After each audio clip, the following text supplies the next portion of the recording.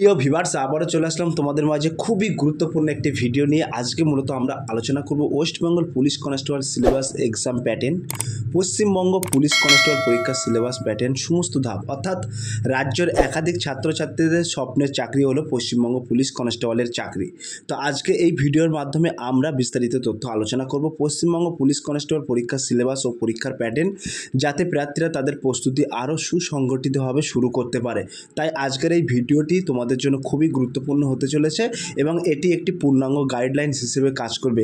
তাই ভিডিওটি স্কিপ না করে সম্পূর্ণটি দেখার জন্য অনুরোধ রইল। চলুন বিস্তারিত তথ্য এক নজরে জেনে নেওয়া যাক। আমরা শুরুতেই জেনে নেব পশ্চিমবঙ্গ পুলিশ কনস্টেবল পরীক্ষার সিলেবাস ও প্রশ্ন কাঠামো। তো তোমরা এখানে দেখতে পাচ্ছ আমরা উল্লেখ করেছি WB police constable exam pattern, অর্থাৎ পশ্চিমবঙ্গ পুলিশ কনস্টেবল পরীক্ষার সিলেবাস ও প্রশ্ন কাঠামো। তো এখানে আমরা ডিটেলসে একটু জেনে নেব। এখানে উল্লেখ করেছি, তোমরা এখানে দেখতে পাচ্ছ ডব্লিউবি পুলিশ কনস্টেবল উল্লেখ করা আছে। তো তোমাদেরকে বলে রাখি, এই পদের নির্বাচনের জন্য একটি প্রতিযোগিতামূলক পরীক্ষা নেওয়া হয়। সেই জন্য পরীক্ষার প্রস্তুতি নেওয়ার আগে পরীক্ষার সঠিক সিলেবাস জানা অত্যন্ত গুরুত্বপূর্ণ, কারণ সিলেবাসের দিক নির্দেশনা অনুযায়ী প্রস্তুতির রূপরেখা নির্ধারণ করা যায়। তো যে কোনো প্রতিযোগিতামূলক পরীক্ষায় সফল হতে গেলে প্রথম ও প্রধান ধাপ হলো পরীক্ষার এক্সাম প্যাটার্ন সিলেবাস সম্পর্কে পরিষ্কার ধারণা থাকা। তো ওয়েস্ট বেঙ্গল পুলিশ কনস্টেবল পরীক্ষার সংক্ষিপ্ত বিবরণ এক নজরে দেখে নেওয়া যাক। তো তোমরা এখানে সরাসরি দেখতে পাচ্ছ বিষয় আমরা এখানে উল্লেখ করেছি এবং বিস্তারিত। তো এখানে পরীক্ষার ধরন থাকছে ওএমআর বেস্ট এক্সাম। তো ওএমআর টাইপ কিন্তু তোমাদের এখানে পরীক্ষার ধরন থাকছে। মোট প্রশ্ন কটি থাকছে? 85টি। এমসিকিউ টাইপ কিন্তু তোমাদের মোট প্রশ্ন থাকছে এবং মোট কত নম্বরে পরীক্ষা হয়ে থাকে সেটাও কিন্তু আমরা এখানে উল্লেখ করেছি।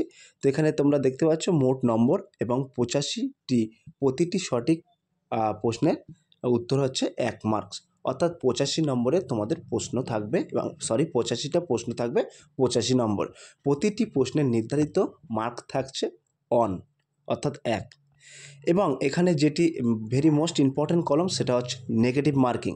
তো এখানে কিন্তু তোমাদের নেগেটিভ মার্কিং থাকছে। নেগেটিভ মার্কিং বলতে 4টি প্রশ্নের ভুল উত্তর দিলে তোমার প্রাপ্ত নম্বর থেকে 1 নম্বর কাটা যাবে, অর্থাৎ 1 নম্বর কাটা যাবে। তো প্রতিটি ভুল প্রশ্নের জন্য 0.25 তোমার নাম্বার কাটা যাবে প্রাপ্ত নম্বর থেকে। অর্থাৎ তোমাদের মাঝে একটু পরিষ্কার করে বলি, তুমি যদি 4টি প্রশ্নের ভুল উত্তর দিয়ে থাকো তাহলে তোমার যে প্রাপ্ত সঠিক উত্তরের থেকে তোমার 1 নম্বর কাটা যাবে। ক্লিয়ার? এবং এখানে আমরা উল্লেখ করেছি পরীক্ষার সময়টাও কিন্তু আমরা এখানে উল্লেখ করেছি। তোমরা দেখতে পাচ্ছ পরীক্ষার সময় 60 মিনিট, অর্থাৎ নির্ধারিত তোমাদের সময় থাকছে 60 মিনিট, অর্থাৎ 1 ঘন্টা। পরীক্ষার ভাষা কিন্তু বাংলা এবং নেপালি। তো এখানে নেপালিটা আমরা অ্যাড করিনি, যেহেতু আমরা বাঙালি, সেক্ষেত্রে আমরা বাংলায় পরীক্ষা দেবো। এবং যারা নেপালি বা ওই কালিম্পং, দার্জিলিং এই সমস্ত ডিস্ট্রিক্ট থেকে বিলং করছেন তারা কিন্তু নেপালি ভাষায় পরীক্ষা দিতে পারবে, সেটা আমরা এখানে অ্যাড করিনি। ঠিক আছে? তো এবার আমরা সরাসরি দেখে নেব পরীক্ষার ধাপ, অর্থাৎ West Bengal police constable exam stage. তো অর্থাৎ পরীক্ষার ধাপ এখানে কী কী থাকছে সেগুলো একটু দেখে নেব। তো এখানে উল্লেখ করা আছে ওয়েস্ট বেঙ্গল পুলিশ কনস্টেবল নিয়োগ পরীক্ষা সাধারণত নিচের ধাপগুলি অনুষ্ঠিত হয়। তো প্রথমেই তোমাদের কি হয়? তো তোমাদের প্রথমে কিন্তু লিখিত পরীক্ষা, অর্থাৎ রিটেন টেস্ট হয়। এই রিটেন টেস্টে কোয়ালিফাই করার পরেই কিন্তু তোমাদের শারীরিক পরিমাপ পরীক্ষা, অর্থাৎ পিএমটি ফিজিক্যালি মেজারমেন্ট টেস্ট হয়। এই ফিজিক্যালি মেজারমেন্ট এবং শারীরিক দক্ষতার পরীক্ষা, অর্থাৎ পিইটি, এই দুটো কিন্তু একদিনে হয়। অর্থাৎ তোমাদের প্রথমে লিখিত পরীক্ষা হবে, সেই লিখিত পরীক্ষায় তুমি যদি উত্তীর্ণ হতে পারো তাহলে তোমাকে পিএমটি এবং পিইটির জন্য ডাকা হবে। এবং পিএমটি পিইটি যদি ক্লিয়ার করতে পারো তারপরে কিন্তু তোমার ব্যক্তিগত মূল্যায়ন, অর্থাৎ ইন্টারভিউর জন্য ডাকা হবে এবং সর্বশেষ ডকুমেন্টস ভেরিফিকেশান ও মেডিকেল পরীক্ষার জন্য তোমার ডাকা হবে। ক্লিয়ার? তো এই কটি কিন্তু তোমাদের মূলত ধাপ থাকছে: লিখিত পরীক্ষা, পিএমটি পিইটি, ইন্টারভিউ, মেডিকেল এবং ডকুমেন্টস ভেরিফিকেশান। এই নিয়োগের পরীক্ষার মাধ্যমে কিন্তু এইগুলো নির্বাচিত হতে পারলে, অর্থাৎ এইগুলোই তুমি যদি উত্তীর্ণ হতে পারো তাহলে কিন্তু তোমাদের সরাসরি পুলিশে নির্বাচন করবে। ক্লিয়ার? এবার আমরা সরাসরি দেখে নেব WBP constable subject wise question pattern syllabus, অর্থাৎ বিষয়ভিত্তিক প্রশ্ন প্যাটার্ন ও সিলেবাসটা আমরা একটু দেখে নেব। তো তোমরা এখানে দেখতে পাচ্ছ উল্লেখ করা আছে পশ্চিমবঙ্গ পুলিশ কনস্টেবলের লিখিত পরীক্ষাটি মোট 85 নম্বরে নেওয়া হয়ে থাকে। এক্ষেত্রে পরীক্ষার্থীর ওএমআর সিটে নেওয়া হয় এবং 85টি এমসিকিউ প্রশ্ন থাকে। প্রতিটি প্রশ্নের জন্য প্রশ্নমান 1, অর্থাৎ মোট 85 নম্বরে পরীক্ষা নেওয়া হয়। এই পরীক্ষাটি মূলত 4টি বিষয়ের উপর নেওয়া হয়। এবার দেখে নেওয়া যাক পশ্চিমবঙ্গ পুলিশ কনস্টেবল পরীক্ষার প্রশ্ন প্যাটার্নটি। তো তোমাদেরকে একটু আগেই কিন্তু আমি বলে দিচ্ছি ওএমআর সিটে তোমাদেরকে পরীক্ষা নেওয়া হয় এবং 85টি প্রশ্ন থাকে, প্রতিটি প্রশ্নের মান 1। ক্লিয়ার? একটু আগে কিন্তু তোমাদেরকে বলে দিয়েছি এবং আমরা যেটা এখানে পূর্ণাঙ্গ আলোচনা করব সেটা হলো বিষয় এবং পূর্ণাঙ্গ। তো তোমরা এখানে বিষয় দেখতে পাবে এবং পূর্ণমান দেখতে পাবে। তো এখানে বলে রাখি general awareness and general knowledge থেকে তোমাদের 25টি প্রশ্ন থাকবে 25 নম্বরে। ক্লিয়ার? এই প্রথম 25 নম্বর প্রশ্ন থাকবে কী থেকে? General awareness and general knowledge থেকে। তার পরেই কিন্তু তোমাদেরকে এখানে এলিমেন্টারি ম্যাথামেটিক্স থেকে কিন্তু তোমাদের এলিমেন্টারি ম্যাথামেটিক্স থেকে কিন্তু 25 নম্বরে 25টি প্রশ্ন থাকবে। তারপরে কিন্তু রিজনিং অ্যান্ড লজিক্যাল অ্যানালাইজ থেকে 25 নম্বরে 25টি প্রশ্ন থাকবে এবং সর্বশেষ ইংলিশ, তো অর্থাৎ ইংরাজি থেকে কিন্তু 10 নম্বরে 10টি প্রশ্ন থাকবে। এই সর্বমোট তোমাদের 85টি প্রশ্ন থাকবে 85 নম্বরে। ক্লিয়ার? এগুলো কিন্তু তোমাদের জানা অত্যন্ত জরুরি।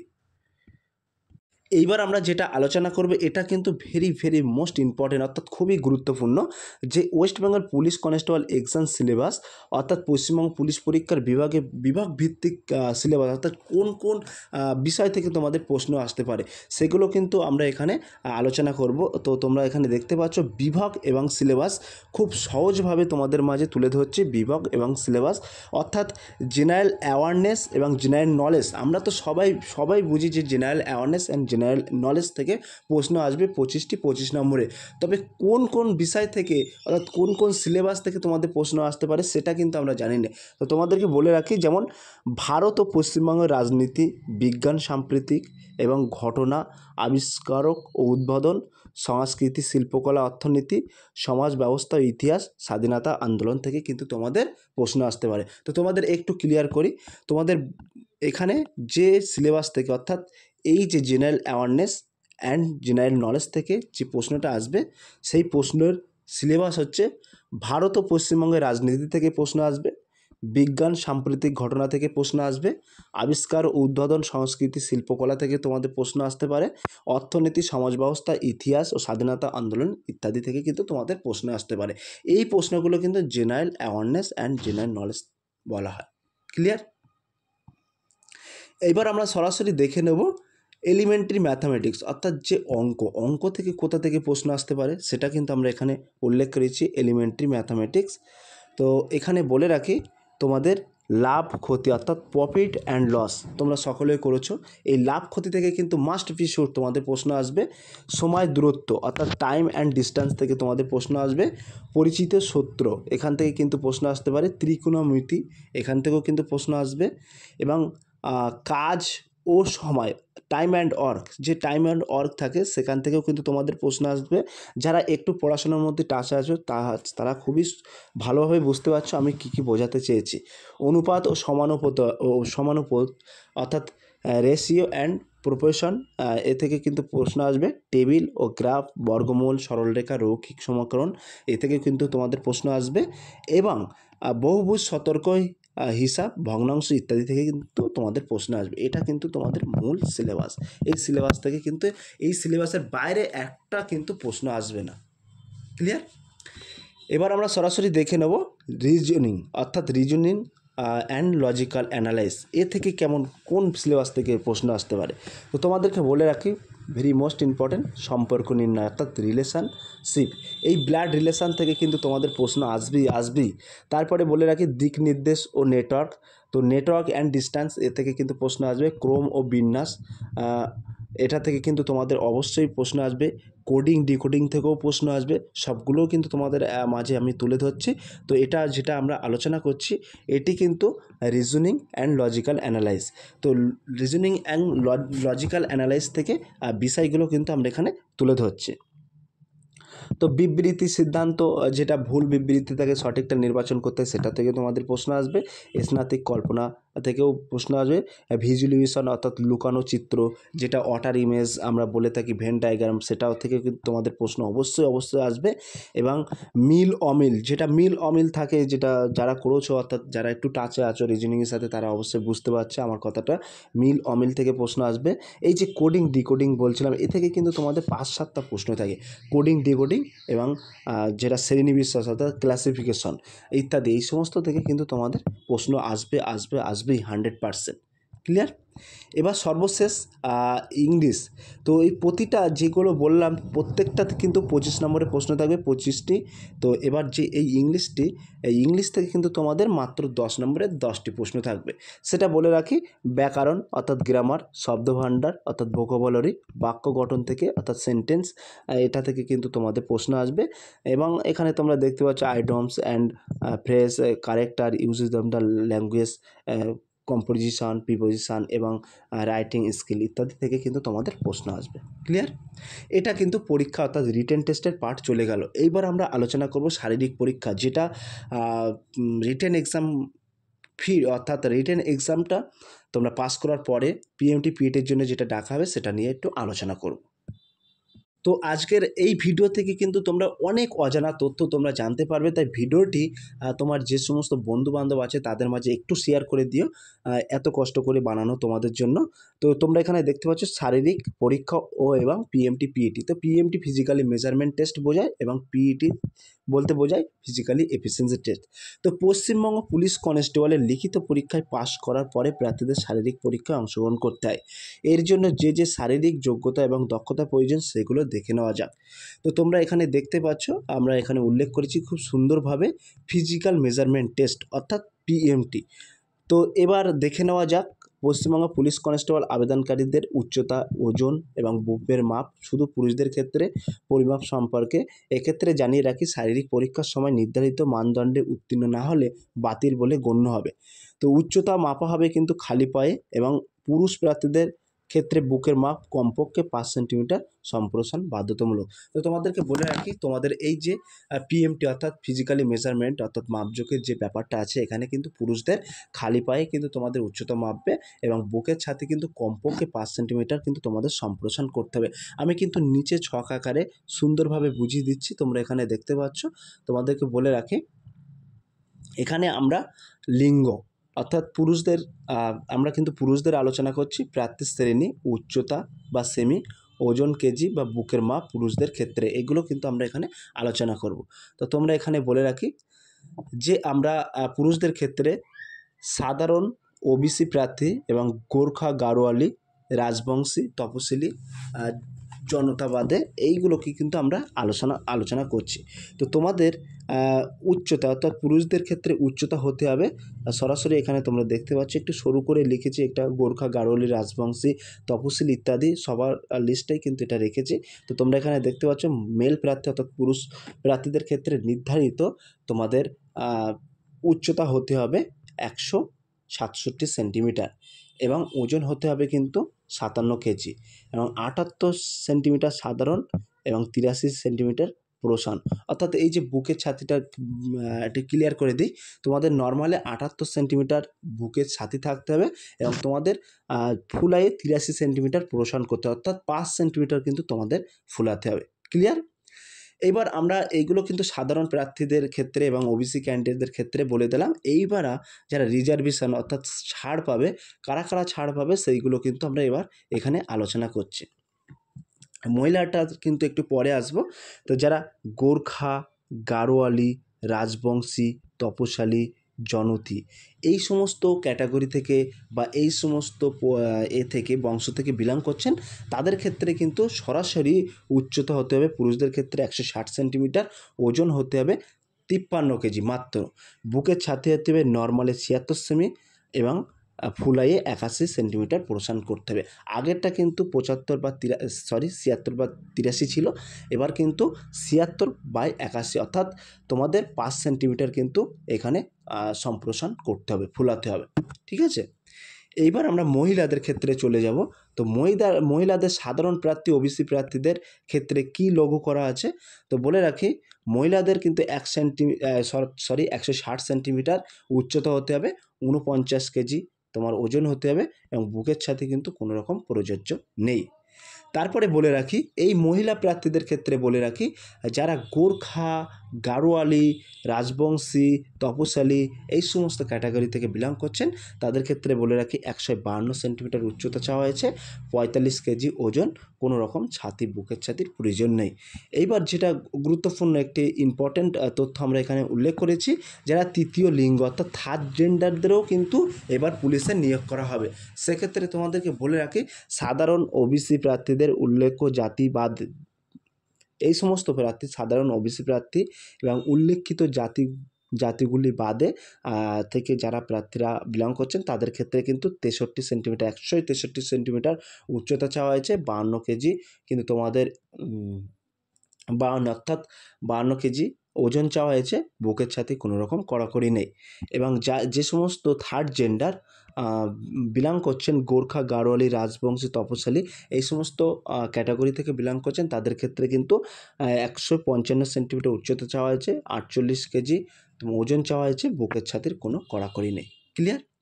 এইবার আমরা সরাসরি দেখে নেব পিইটি অর্থাৎ ফিজিক্যালি এফিসিয়েন্সি টেস্ট। তো তোমাদের ফিজিক্যালি এফিসিয়েন্সি টেস্টটা কী থাকছে, তো আজকের এই ভিডিওটা কিন্তু দারুণ ইন্টারেস্টিং হতে চলেছে। তোমরা এতগুলো পার্ট তোমরা দেখেছো, অবশ্যই তোমাদের খুবই ভালো লাগবে।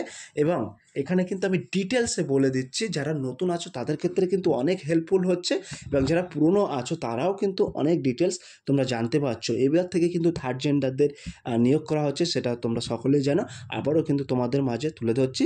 তো পিএমটিতে উত্তীর্ণ প্রার্থীদের পরবর্তী ধাপে শারীরিক দক্ষতা পরীক্ষা অর্থাৎ পিএটিতে অংশগ্রহণ করতে হয়।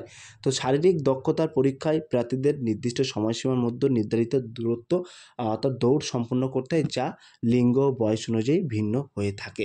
তো সেটা কিন্তু আমরা এখানে সরাসরি উল্লেখ করেছি। তো তোমরা এখানে দেখতে পাচ্ছ উল্লেখ করা আছে সাধারণ প্রার্থীদের পিইটি। তো সাধারণ প্রার্থীদের কেমন থাকছে পিইটি, লিঙ্গ, দৌড়ের দূরত্ব, নির্ধারিত সময়। তো পুরুষদের ক্ষেত্রে কিন্তু তোমাদের দৌড় থাকছে 1600 মিটার অর্থাৎ 1.6 কিমি, যেটা আমরা বলি 1600 মিটার। নির্ধারিত সময় থাকছে 6 মিনিট 30 সেকেন্ড। এই 6 মিনিট 30 সেকেন্ডের মধ্যে যদি তোমরা 1600 মিটার অতিক্রম করতে পারো, তাহলে তুমি পাস করে গেছো। ক্লিয়ার? এবং মহিলাদের ক্ষেত্রে কি থাকছে, তো মহিলাদের ক্ষেত্রে বলা হচ্ছে তোমাদের দৌড় থাকছে 800 মিটার, নির্ধারিত সময় থাকছে 4 মিনিট। এই 4 মিনিটের মধ্যে তুমি যদি 800 মিটার কভার করতে পারো, তাহলে পাস করে যাবে। তৃতীয় লিঙ্গদের ক্ষেত্রে কি থাকছে, তৃতীয় লিঙ্গদের ক্ষেত্রে কিন্তু 800 মিটার দৌড় থাকছে, নির্ধারিত সময় থাকছে 3 মিনিট 30 সেকেন্ড। ক্লিয়ার? তো এই তৃতীয় লিঙ্গদের ক্ষেত্রে এই 800 মিটার দৌড় থাকছে, তোমরা যদি 3 মিনিট 30 সেকেন্ডের মধ্যে যদি অতিক্রম করতে পারো 800 মিটার, তাহলে কিন্তু তোমরা পাস করে যাবে। এইবার চলে আসবো ইএক্স সার্ভিসম্যান অর্থাৎ 35 বছরের ঊর্ধ্বে যে সমস্ত ইএক্স সার্ভিসম্যান স্যারেরা আছেন, তাদের ক্ষেত্রে কিন্তু এখানে নির্দিষ্ট দৌরত্ব এবং নির্ধারিত সময় এখানে নির্বাচিত করা হয়েছে। তো আপনারা এক নজরে দেখে নেবেন। তো এখানে বলা হয়েছে পুরুষ এবং দূরত্ব এবং নির্ধারিত সময়। তো বলা হয়েছে পুরুষদের ক্ষেত্রে 800 মিটার দৌড় থাকছে, নির্ধারিত সময় থাকছে 3 মিনিট 30 সেকেন্ড। তো আপনারা যদি 3 মিনিট 30 সেকেন্ডের মধ্যে অতিক্রম করে ফেলেন 800 মিটার, তাহলে কিন্তু আপনারা পাস করে যাবেন।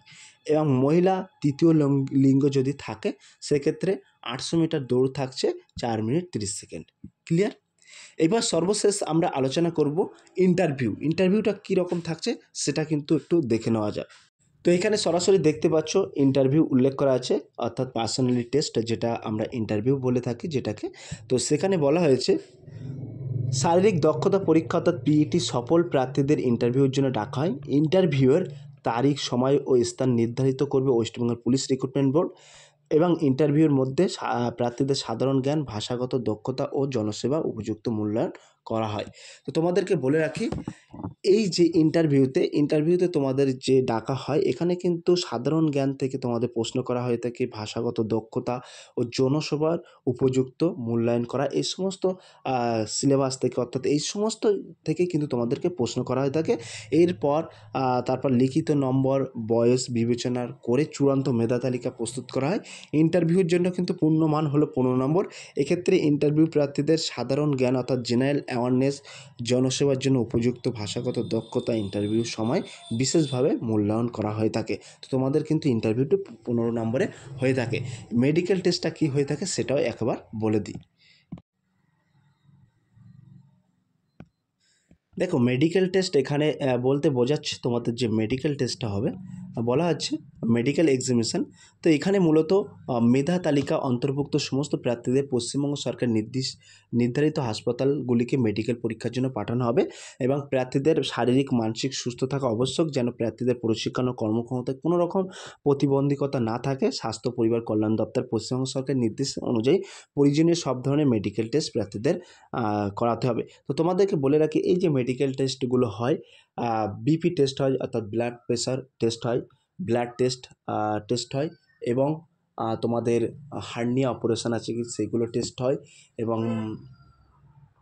তোমাদের বেশ কিছু যেমন ইসিজি, ইকো, এই সমস্ত টেস্টগুলো কিন্তু তোমাদের হবে। এক কথায় বলা যেতে পারে প্রশিক্ষণ ও ক্ষমতায় কোনো যেন অসুবিধা না হয় সেরকম একটি মেডিকেল টেস্ট তোমাদেরকে করানো হবে। কেবলমাত্র যেসব প্রার্থীরা মেডিকেল ফিট বা স্বাস্থ্য সঠিক ঘোষণা করা হবে তারাই কিন্তু পশ্চিমবঙ্গ পুলিশ কনস্টেবল পদে নিয়োগ পাবেন। তো মেডিকেল ফিটনেস সার্টিফিকেট কর্তৃপক্ষ অনুমোদিত মেডিকেল অফিসার দ্বারাই কিন্তু প্রদান করা হবে এবং তোমাদের সুবিধার্থে এখানে পশ্চিমবঙ্গ পুলিশ কনস্টেবল রিক্রুটমেন্ট বোর্ডের একটি অফিসিয়াল ওয়েবসাইটেও আমরা রেখেছি। এই ওয়েবসাইটের মধ্যে ভিজিট করে তোমরা A to Z খুঁটিনাটি বিস্তারিত তথ্য জানতে পারবে। আজকের এই ভিডিওর মাধ্যমে পশ্চিমবঙ্গ পুলিশ কনস্টেবল পরীক্ষার পুরো সিলেবাস, প্যাটার্ন, সময়সীমা, মার্কিং পদ্ধতি সম্পর্কে বিস্তারিত তথ্য কিন্তু আলোচনা করেছি।